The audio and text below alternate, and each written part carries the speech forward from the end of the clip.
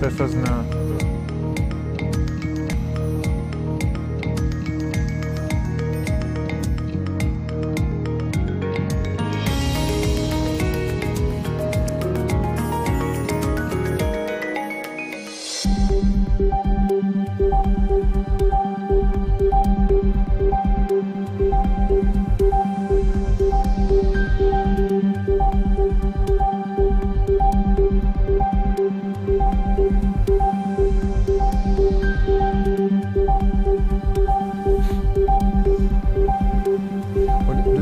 Slå med handen eller någonting när jag ska... Gotcha.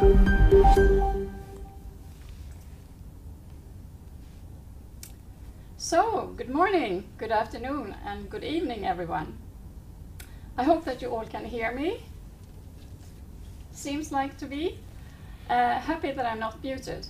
You're muted, the most used sentence in our working life during the past 12 months. I think that this sentence serves as a perfect illustration of how fast the environment may change, and also how fast the acceptance and need for new, innovative and digital solution can appear. I'm Ingalill Hyltander. I'm working at Bayer Pharmaceuticals Scandinavia, and I will introduce you to today's webinar, Partnerships in Life Science. Bayer is a life science company established already in the 19th century. And with that long tradition and history, you can ask yourself if we really are ready to take a leap into the future. I mean, we're not new kids on the block any longer. And I can definitely say yes, we are. And I hope that this webinar will prove this. So why partnership in life science? As stated initially, the digitalization also within life science is moving extremely fast and is not any longer a part of like the new normal, it's just a normal. So in order to cope with this, partnership in life science is needed. It's the way we do it, and it's the way I would like to move forward.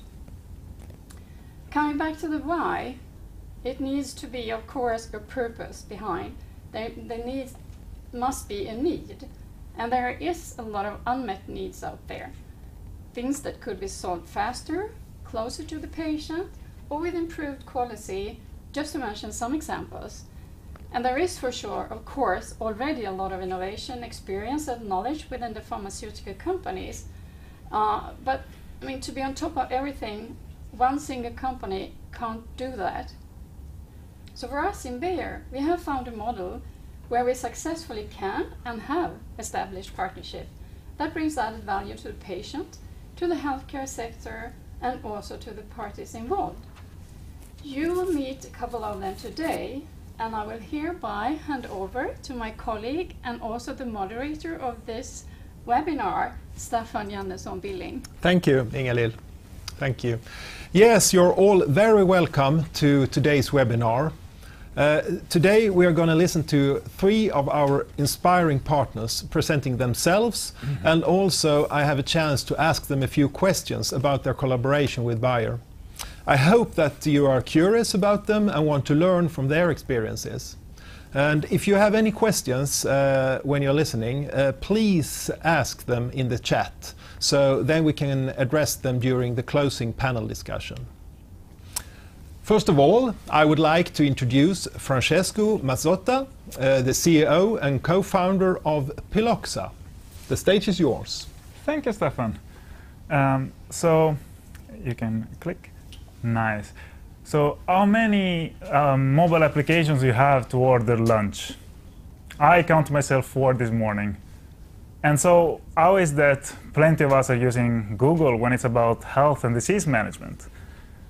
Well, the will is there, the technology is there, the value is there, so what's the deal? Why aren't we all just filling in health surveys at breakfast? We have been around for some years, and I think the answer is to be pretty simple. We have to get back to the basic. Modern life science is built on participating knowledge and innovation. We need more of that. Right now, the system is too slow and too cumbersome. So for that, I'm actually taking the chance to announce you a new service that we're launching in the next few weeks. And it's going to be about making it simple, so with transparent and affordable pricing, standardized processing documents so that it's audit ready, ready to implement, and so that you can actually launch it as fast as possible. And then it's going to enable advanced learning by enabling you. Is a problem with the mic? Ingalill. Oh, okay, sorry. Good. By enabling you to build knowledge, build, measure, and learn in your patient innovation program, and do it by yourself in your own organization. So I can click.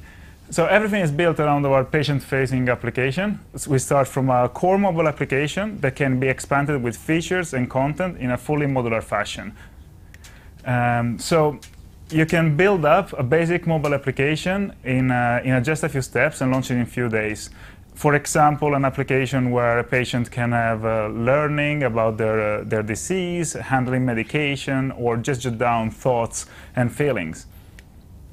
And when it adds value, you can add smart devices to it. For example, our connected pillbox that reminds you in real time exactly when you need to take a dose and you forgot. And all this data, all these insights will be available for you into a live dashboard where you can build and learn and track your KPIs in real time. And most of all, we will never compromise about patient value. Every module we have now and we will produce in the future and develop with you and the patients will always be available on our platform for all our programs at the same cost. So to summarize, we built a tech platform to enable you innovators building patient engagement programs and build that knowledge and iteration in your organization. What we promise you is that you will have a really simple process. The patient will always be first, and you will have access to learning in your organization. So if you're interested in joining the early access of these new services and you're located in Scandinavia, just please drop me a line after this event. Thank you so much. Thank you very much, Francesco. Now I would like to take the chance to ask you some questions and more about the collaboration with Bayer. Tell us, what have you done together with us? So the major project I think we should refer to today is clinical trials with financial support from Bayer that now is running into the University of Oslo for patients within atrial fibrillation. The important thing about that is one both for implementation and validation of technology like ours for people with atrial fibrillation. So that's one of the main projects we run together. Okay. Say a few words about the value both for you and the patients. Oh, that's so interesting. I think that right now both Bayer and Piloxa and the clinicians and patients see a value in technology. The trouble is that plenty of this technological solution stops at the pilot stage. And right now we need this kind of large investments to actually validate the technology and making sure it can go from a proof of concept to an implemented value driver. Thank you. Actually, how did you and Bayer find each other? It was really fun. We were at a clinic close by in Stockholm, and we actually identified a project would be really interesting to do together. And then we just came to you and with an idea, and that was really early in our process, and we found that openness, innovation, and willingness to learn, and from that it just started. We did a project this clinic, and then it developed. Okay, okay. What does the collaboration mean for your reputation and marketing? Well, we're working with people's lives and health. It's a really important subject. There is a lot of value, but there is also a lot of risk in it. So it's important for us by working together into both making sure we build the best product we can do, but also build the trustworthiness and the validation we need to actually get to the next step. I see. And the other way around, what's the importance for us, do you think? I think it just boils down, like in the last years we've seen with COVID as an example, our reality has been changed so quickly. And I believe that we both clear for all of us that we need more innovation to it. And that can happen just by sharing and partnership with companies and individuals with the completing expertise. So I think that what Bayer gains from it and what we do is that we can deliver a value that is much better than what we provide by ourselves by sharing expertise and building something together. Thank you very much. I will now go over to another company, and that's Sidekick Health, and Sam Oddsson. He's the Chief Medical Officer and co-founder, and today he is joining us from Reykjavik, Iceland. So please, Sam. Excellent. Thank you so much. It's a great pleasure to be here with you today to share more about how we at Sidekick have been transforming therapy expansion for chronic diseases with gamified digital care. My background is actually within medicine. I used to practice internal medicine cardiology at the Saemundur University Hospital in Göteborg, struggling with motivating patients, keeping them engaged, because there is this tremendous room for improvement when it comes to nudging people's behavior. So as a short background, we are a data and research-driven tech company with over 60 full-time employees now. We have created a patient-centric platform that consists of patient support programs that patients have access to through their smartphones, and then we can, with our partners, turn on remote patient monitoring features. We have quite a lot of data already in cardiovascular and metabolic. We're working in oncology and have partners within inflammation and immunology. So this approach is scalable over therapeutic areas. And what's unique is that we have been able to combine behavioral science using some elements from the art of gamification and to combine that with clinical excellence and cutting-edge technology. Which has led to that when we are working with patients, we have very strong patient engagement and retention, which is key if you're going to get results. So we're growing fast. We have partnerships with Bayer. We're very proud of that. We're also working with other pharmaceutical companies and have expanded now into more than 10 countries and have been able to show value to other types of industry players like a top US payer. And the reason behind that is that we stand on a firm ground of we have a proven track record of improving health outcomes and adherence. That enables us with our partners to create partnerships with key stakeholders. And when we work with pharma, it's sometimes in a combination with a medication, providing competitive advantage and differentiation. And last but not least, there's tremendous room for improvement in terms of capturing the value from the data. But the product itself is different from many other offerings because it's what the patient sees is a digital care pathway that is tailored to low health literacy and low health numeracy. So what you see is a light and colorful interface, which has a lot of focus on treatment adherence, individualized lifestyle support, and a lot of disease-specific education. But actually what's under the hood is that we have these coded behavioral triggers and data analytics that keep improving the engagement and the retention of the platform. And everything we have in there is thoroughly evidence-based. Now, we do our own research, and we also conduct research with our partners, because at the end of the day, you have to have that data that shows that this is of benefit for the patient, for the healthcare provider, and meets the KPIs of our partners. And so the platform is scalable to many therapeutic areas, and here are some examples of that. And we easily add therapeutic areas as well. So this is in a nutshell what we have been working on at Sidekick, and it's been tremendously exciting for me as a clinician to actually see that we have been able to improve patient outcomes with this new approach and this unprecedented access we have now to patients through the smartphones. Thank you.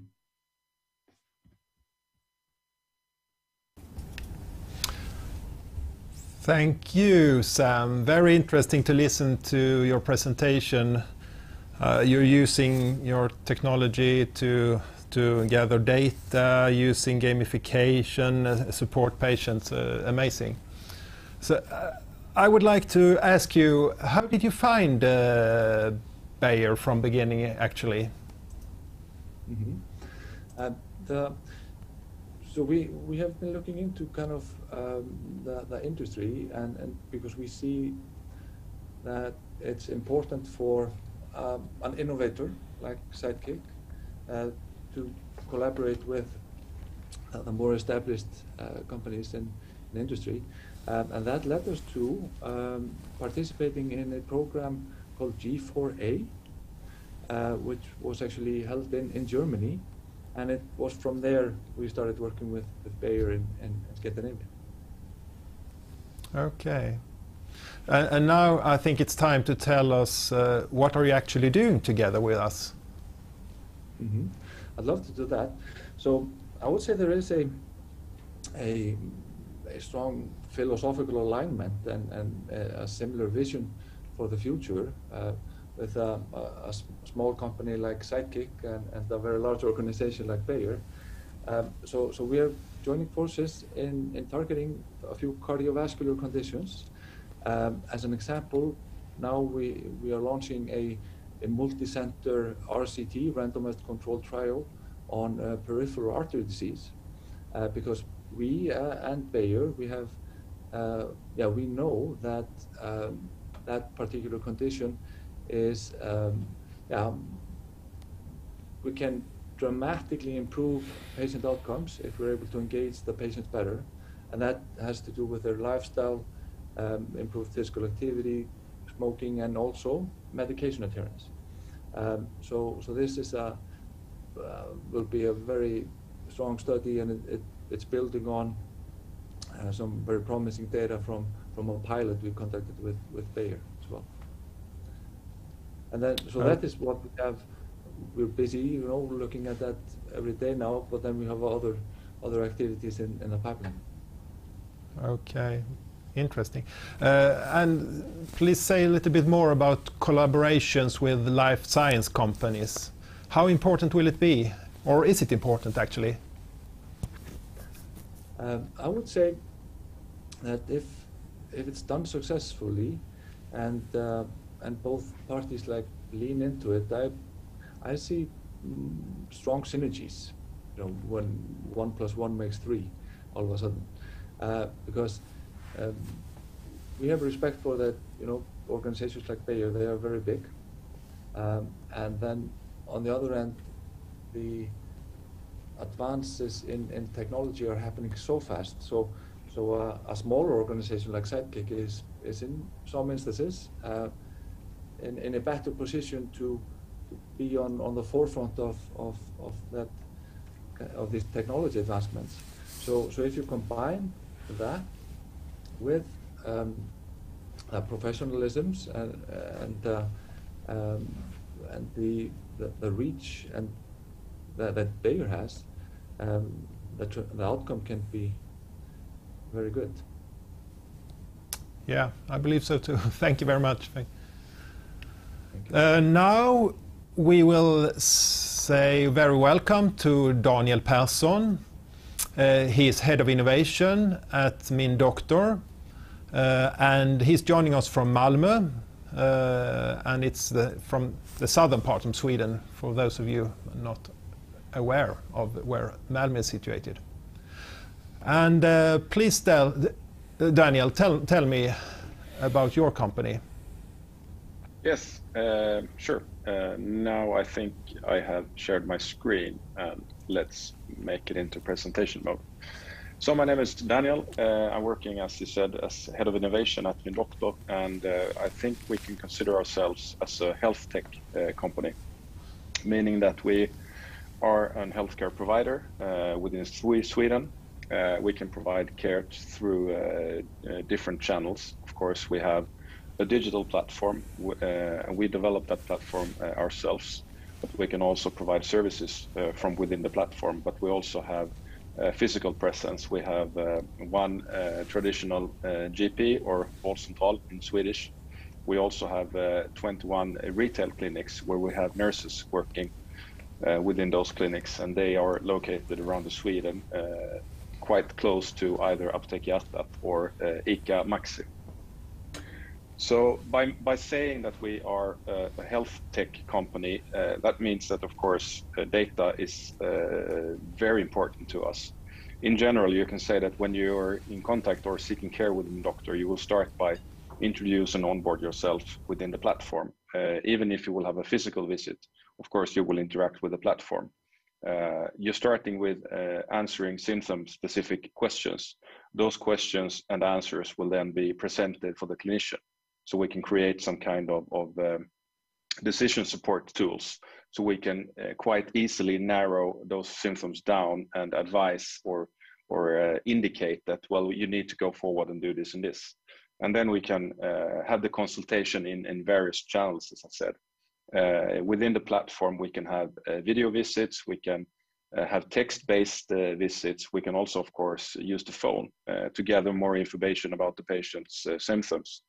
But mainly this is done through an asynchronous messaging function.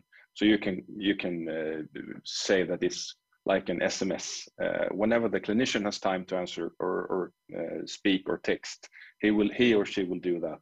And then the patient, when it suits the patient, will answer those kinds of questions. We can also, of course, send patients for different kinds of referrals. If we need to take blood samples, if we need to make X-ray examinations and such. But of course, we can also send patients to physical examination, and then all that data can come back. So, for example, in the general service, you can meet the doctor, but you can send them to our clinics to get some kind of examination done by the nurses at the clinic. And then all the reports and data will come back to the doctor. Then he or she can take some further advice of how to treat this patient. We have lots of clinicians and expertise areas within the platform, both doctors, as I've said, nurses, of course.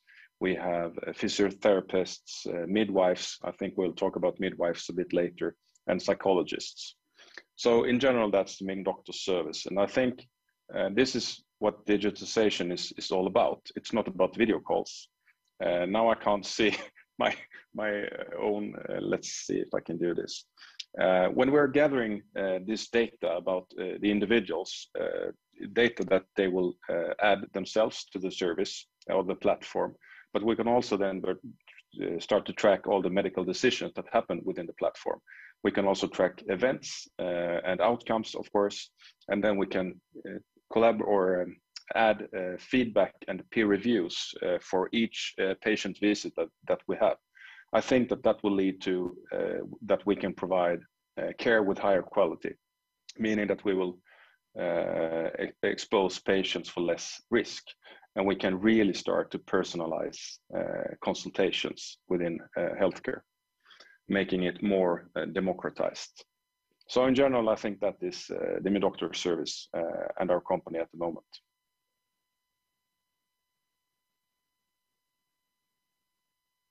Thank you, Daniel. Super interesting to listen to you. You're doing a collaboration with us. Can you please tell us a little bit about that? Yes, of course. As I said, we have midwives in our service. So I think we were the first digital provider providing midwife consultations for mostly women, of course, seeking advice for birth control or anti-conception. We have always tried to find new ways. How can we both improve the quality, and how can we make sure that we expose those women for as low risk as possible? And of course, we know that Bayer is a huge player and have lots of knowledge within this area. So we joined forces because we could then benefit from your expertise and knowledge around all the products that are available at the market today, and what will be the coming products so we can then gather that insight within our service. So making sure that we're asking the right questions for women seeking advice, and trying to, as much as possible, give them the best anti-conception product that's suitable for them and their needs.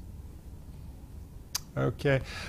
What are your expectations from a collaboration like this? Oh, of course, the expectations is in the long term to add the number of long-acting contraceptives, because we know today that when women are on general contraceptives, or there is a risk that you will be exposed for, what do you call it, unwanted or unplanned pregnancies, meaning that in a lot of cases you're doing.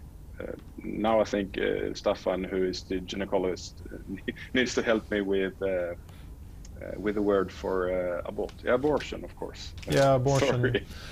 Yeah. Yes, of course. So if we can actually find those women that are suitable for long-active contraceptives, we can then expose them for less risk of being pregnant, unwanted pregnancy. Then,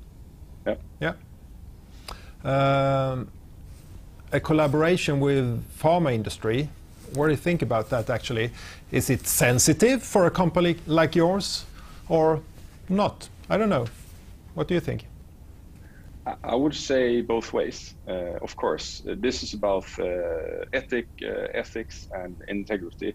I think there is a general fear when you're talking about collaborations that, wow, now you will make something bad for individuals. You will share data, meaning that blah blah blah. So yes, I think it could be considered as a risk. But I think that both our two parties and in general, I think it's more about creating solutions where we actually can improve quality for the women. And if you look at it from a high level, this is not something new. This has been done through the traditional physical channels for lots and lots of years.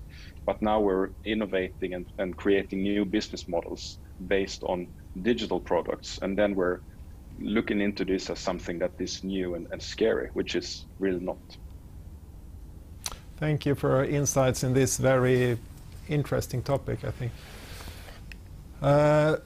Now I will get back to Francesco and Sam and start a short panel discussion together with you, Daniel, too, of course. So what do you think has been the most challenging or positive experience in your collaboration with Bayer? Would you like to start? Yeah, I think that the challenging part was mostly into actually understanding how the organization work, which processes, who is working with what, when. I think I counted about 150, 200 individual meetings before I thought I had a really good grasp about it. The positive on the other side is that I think, especially in Scandinavia, I found an openness, a willingness to trust early players, engage and build together something. And that's something that it's really important when you're developing this kind of partnership and then scaling them up. Thank you. Sam, have you a positive experience to share? Yes, absolutely. So what was very positive for us with Bayer was to learn about that. Yeah, they are sharing the same vision like us. Always on the lookout on how we can improve patient outcomes and thereby create value that impacts the whole chain, so to speak. So that was very positive. We found that our counterparts at Bayer have been very active and enthusiastic. So that has been inspiring.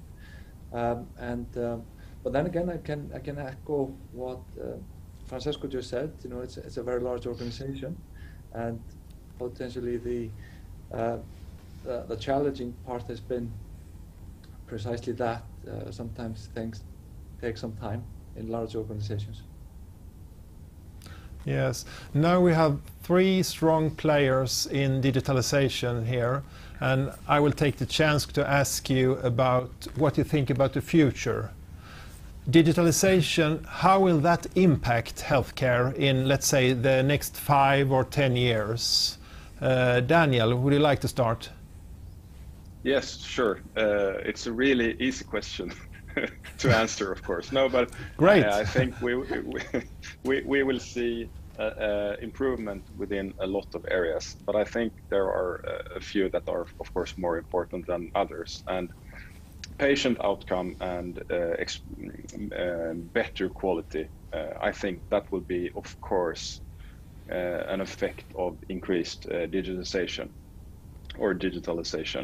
I also think that, of course, we can add capacity within the future, or in the future, we will have the possibility as a healthcare system to actually provide non-clinician assisted treatments. It could be for different areas or whatever, but we will and we need to use computers and of course AI and such to add the overall and general capacity of the healthcare provisioning or providing systems. So I think those are the main impacts within the coming years. Okay, Francesco, what do you say about I believe topic? I like to think about like similar concept. I think it's going to be the same development as with the TV. So the start of the TV, there would be just one channel. Everyone would just tune in at the right time to listen to what was there. Then a little bit few years later, you get like 5-6 channels. So you can decide what actually is interesting for you and tune into that. And I think that's the stage where we are now in healthcare. So the next stage is going to be to actually bring all this innovation potential out, and maybe more people building content in a safe and trust way, so that everyone can find their own way to engage, and we can get all this innovation up and then select what actually works best and bring value. So I think that in the 5 to 10 years we will see the pool of innovators going from a small pool to a much larger pool, and there will be so much more engagement and ease in creating value. And I think digital solutions will just lower the barrier. Will it be an easy journey, or? I think it's a journey worth taking, and there is so much value to be had, and patients are gathering more and more momentum and willingness to invest time. So I think it's going to be faster and faster. We definitely have to increase pace. And right now, the conditions we have today are actually telling us how much we can do in so little time if everyone like shares the vision and push in the same direction. Okay, yeah. Sam, what's your view on it? Yeah, I have the feeling that, you know, digitalization will just totally transform how we conduct healthcare. And you know, speaking for myself, having worked at university hospitals, large and small, healthcare is just lagging behind in terms of technology. You know, just look at other industries like, you know, the banking sector or retail, that has been totally changed and pivoted over the last years. And I see healthcare is moving in the same direction. It is, of course, a thoroughly regulated environment, so it will take time. But digitalization can improve not only patient outcomes and adherence. It can improve like the operational models within hospitals and healthcare systems with time savings and improved workflows. There's a lot of value to be captured in every sense of the word. And then beyond that, as I mentioned during the presentation, we now have this unprecedented access to patients through the smartphones 24/7, and that just changes everything. So we don't need necessarily to have this brick and mortar hospital setting, which has kind of not been changed since the days of Florence Nightingale, where patients get access to healthcare on the terms of the healthcare provider. You know, show up at 9:15 at the office. I think it will be much more patient-centric. So I'm seeing a lot of improvements in the coming years, and we have only seen the tiniest tip of the iceberg here so far.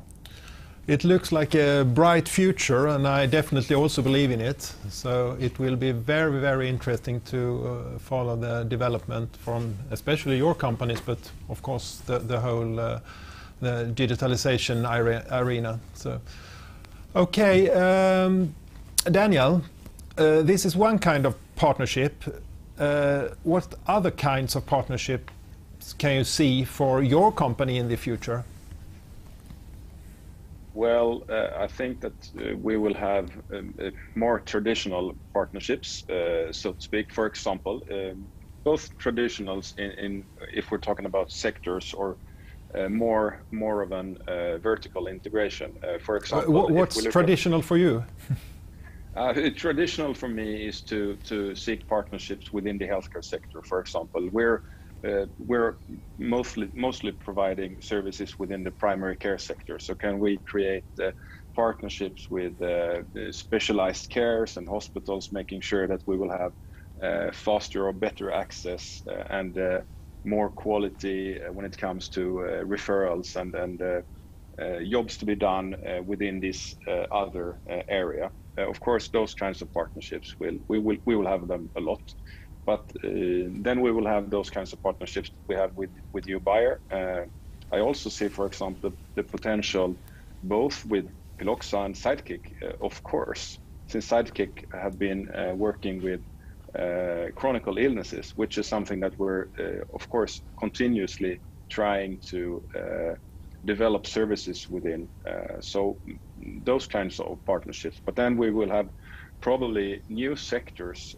So if we're talking about horizontal integration, for example, we're a part of ICA-gruppen, meaning that we have access to both ICA-gruppen when it comes to grocery stores and such, but we also have Apotek Hjärtat as a part of the group, meaning that we can now start to create different kinds of partnerships, creating value for patients that we haven't seen before. And this is, of course, only due to the fact that we're starting to digitalize the healthcare sector, making those kinds of integrations and collaborations possible. Yeah, now I heard you, Daniel, inviting both Francesco and Sam. I would like to hear from you, Sam. Is it interesting, that kind of collaboration with me, Doktor? I would say yes, because one of the things that technology enables us, and some things that we are currently working on, is precisely this: how to connect different parties within the ecosystem, so to speak. And sometimes you can unlock a lot of synergies. So most definitely yes, is the answer to that. And I can elaborate a little bit more on that, because if you take an example, the pharma industry, and then like when we are working with payers, like large insurers that often have their own healthcare providers as well. Bringing all of these stakeholders together can help to solve a lot of problems, and it's often like through the data that's collected. One concrete example is just using the data to assess outcomes from treatments, which is necessary for pharma, obviously, when seeking reimbursement, and of course necessary for the payer as well when providing the reimbursement. So there are multiple cases like that where synergies wait to be unlocked, yeah, so to speak.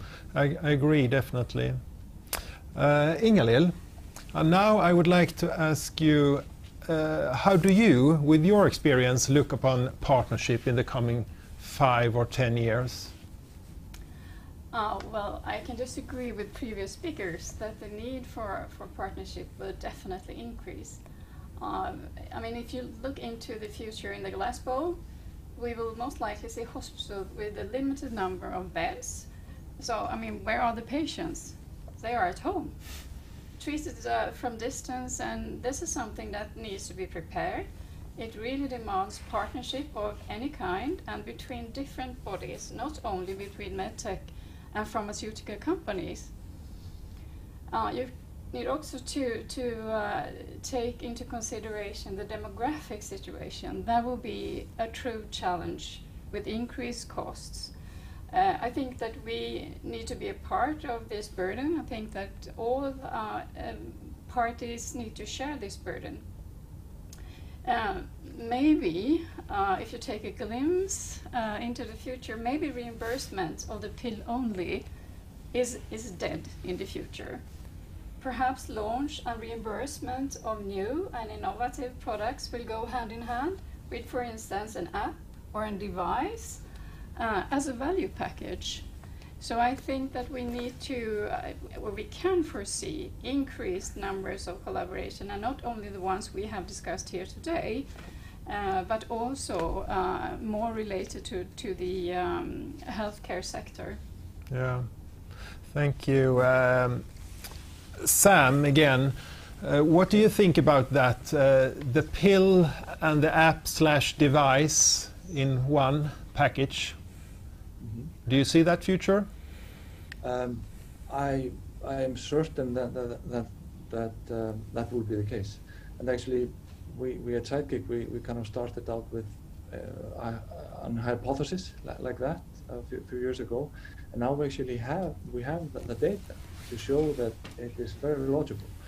And we will simply believe that, like Ingalill said, most medications will not be prescribed without the digital support program, because it just makes perfect sense. You can both, again, collect the data and learn about the efficacy, but it's also treating the patients more holistically, taking into account demographic factors, lifestyle factors that are very important and are always involved in clinical guidelines in each and every condition, if you think about it. And we are seeing actually that there are trends within pharma that bringing in digital components earlier on. So we are seeing that pharma is interested in engaging with digital partners in phase 3, regulatory, and then for post-market surveillance. So there are very exciting times ahead. And if you think about it, with a digital component, you can actually improve both primary and secondary endpoints from traditional drug studies. And again, the value to be captured is enormous, because with that, you can seek higher reimbursement with data like that. So a lot of fronts where 1 + 1. I think we could have an own webinar on that topic, actually. So it's very interesting, and I definitely think we're going to see it much more in the future. We have a question from a viewer. Is Bayer Scandinavia open for partnerships with non-European companies? I think, Ingalill, you're the one to answer. And I would say yes, because we are functioning as a bridge from this local organization as an affiliate, as we are here in Scandinavia, to our global organization. So if there is something that is linked to our core competencies and core therapeutic areas where we are active today, definitely. Thank you. Now I think it's time to say thank you and goodbye, and I would like to hand over to Ingalill for that. But first of all, I would like to say thank you to our friends, Francesco, Daniel and Sam from me. And now, Ingalill. Yeah, time has come to end this webinar, and I hope that you all who has been viewing and listening to this webinar has been inspired by the experience exchange from all our friends and partners. And maybe someone in the audience will team up with us or would like to team up with us and be a part of shaping the future together with us? And if so, just contact us. So, nothing more to add than to wish you a nice weekend, all of you. Thank you and goodbye. Thank you. Thank you. Thank you.